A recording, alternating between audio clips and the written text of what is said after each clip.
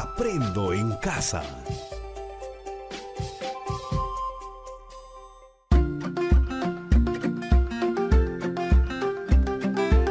Queridos estudiantes, los invitamos a participar en el desarrollo de las sesiones de aprendizaje que hemos preparado para ustedes. Aprendo en casa.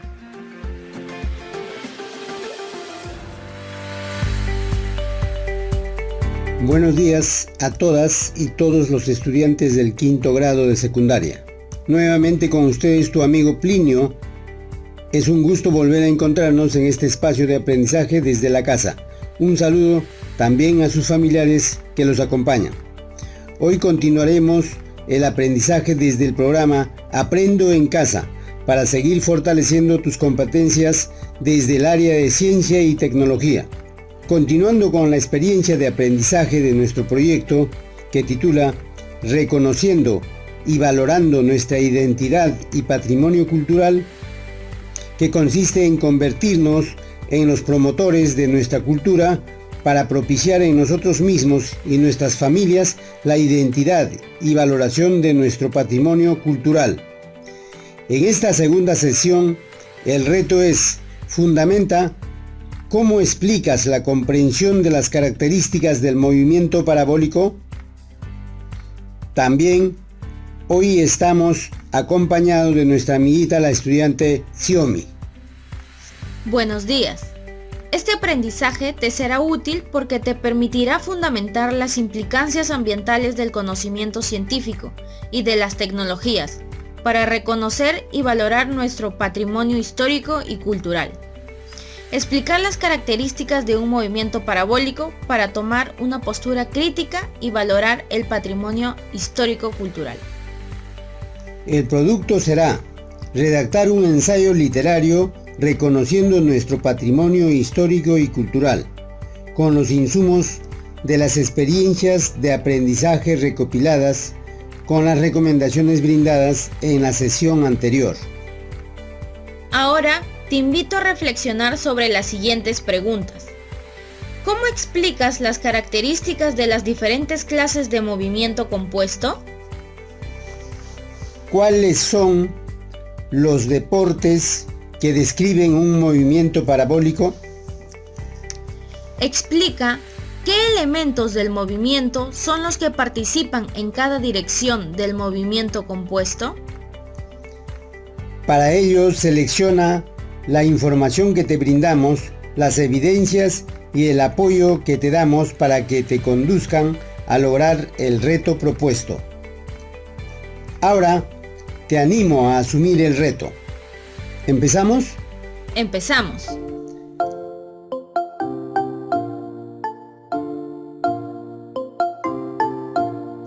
Expresa las ideas u opiniones que vas identificando con la persona que se encuentra acompañándote y toma tu cuaderno cuadriculado para que realices tus anotaciones.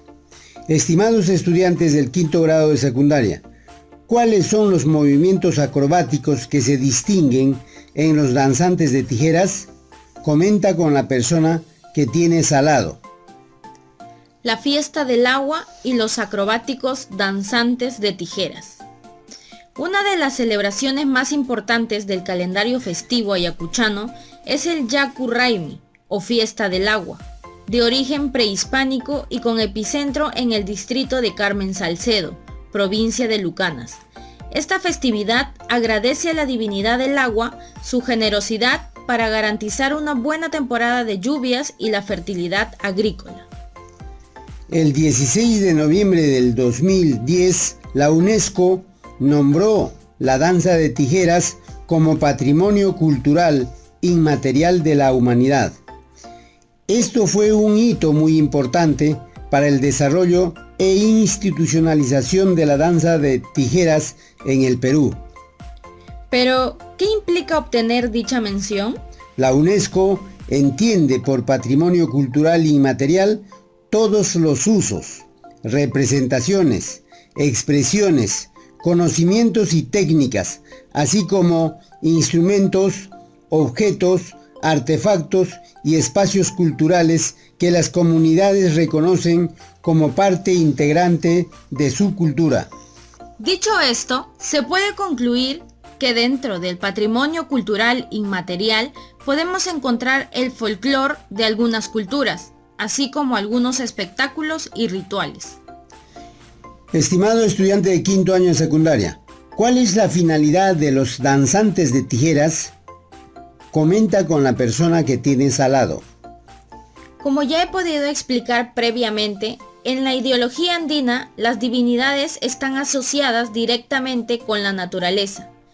Es así que podemos encontrar deidades como la Pachamama, tierra, o Apus, montañas, fiestas costumbristas como el Inti Raymi, Kuyurriti o Yaku Raymi, y varios ritos o ceremonias que involucran un pago a la tierra que es al mismo tiempo una ofrenda a los dioses.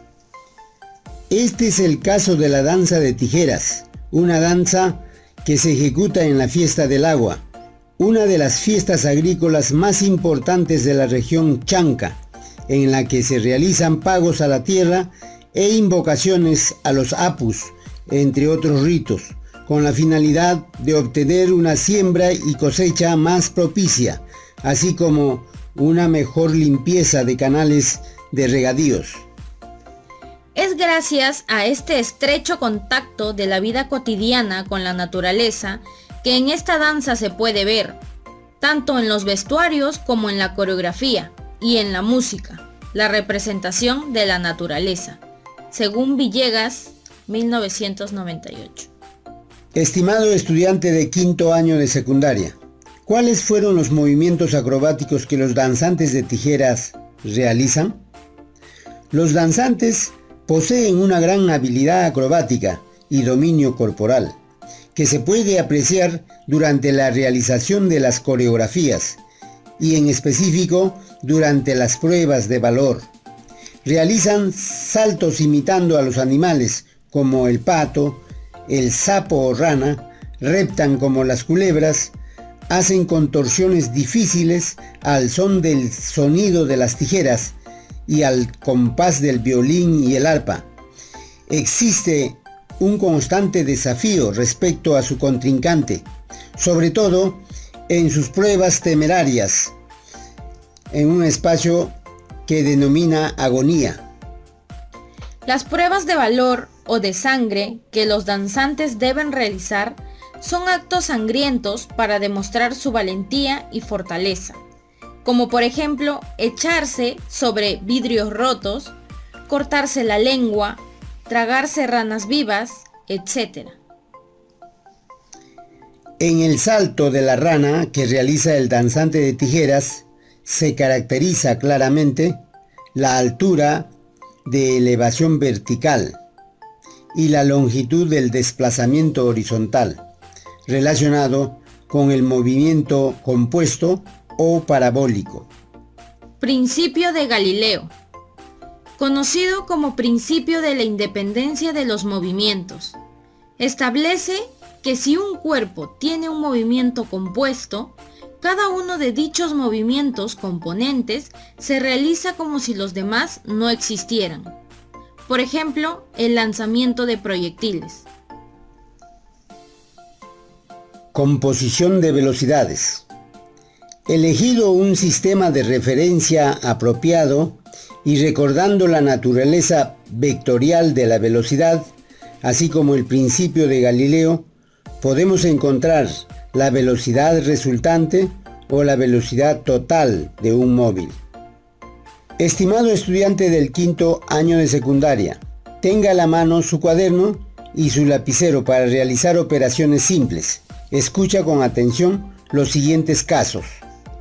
Caso 1. Cuando las velocidades tienen la misma dirección y sentido. Se da en el caso de un bote que navega en el mismo sentido que la corriente del río. ¿Cuál es el sistema de referencia? Un punto relativamente fijo a la orilla del río. ¿Cuál es la dirección y sentido de la velocidad? Es el mismo que la del río o del bote que navega sobre él. es el módulo de la velocidad resultante? En este caso se suman los módulos de las velocidades. La velocidad resultante es igual a la velocidad del bote más la velocidad del río. Ejemplo.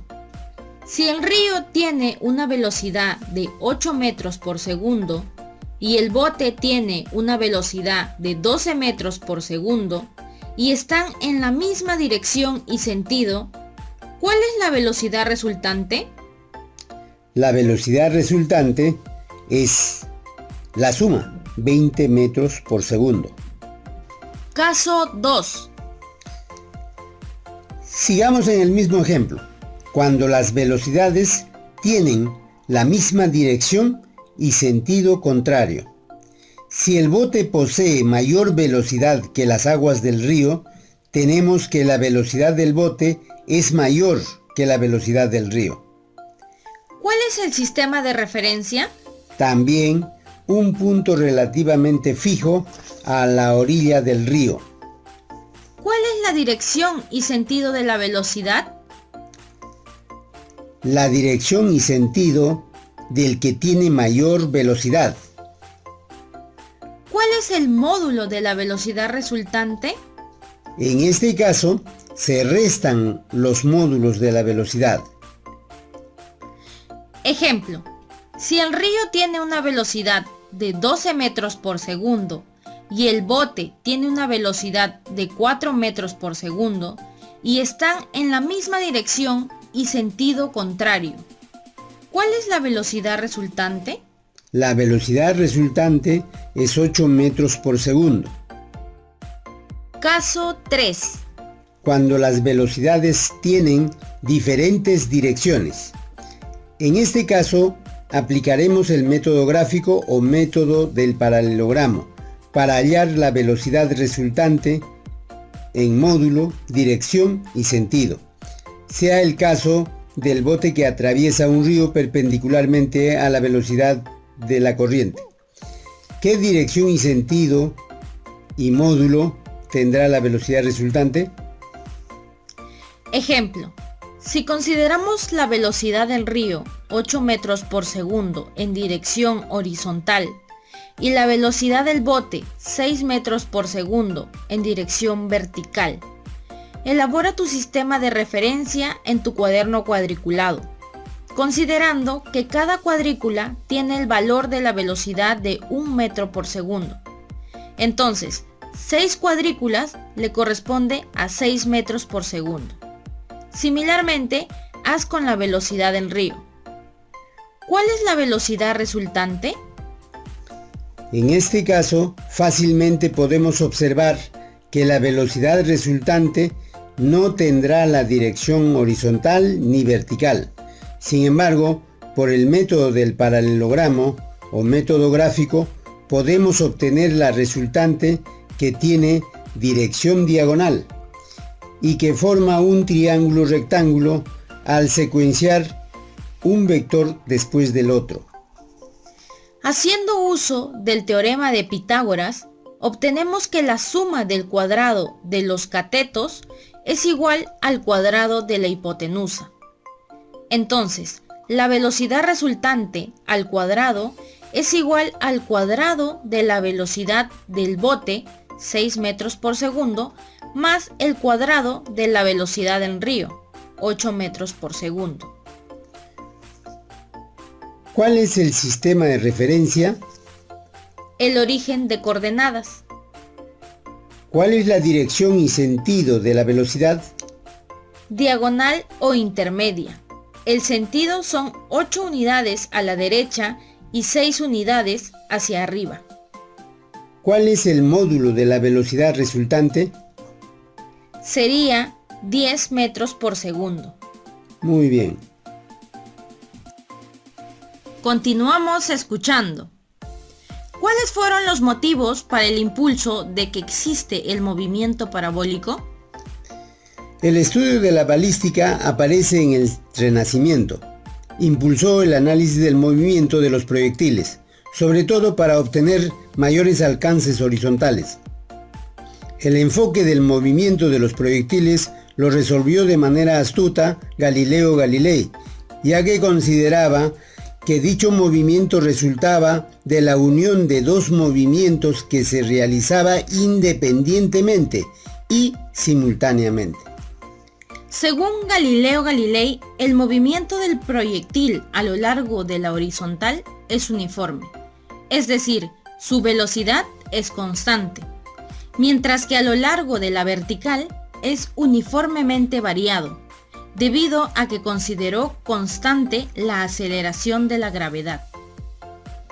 ¿Qué elementos del movimiento son los que participan en cada dirección del movimiento compuesto?